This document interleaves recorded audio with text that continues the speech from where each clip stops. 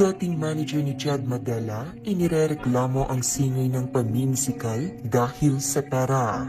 Isang pasabog ang inilabas ng dating manager ng singer na si Jed Madela na si Annie Mercado.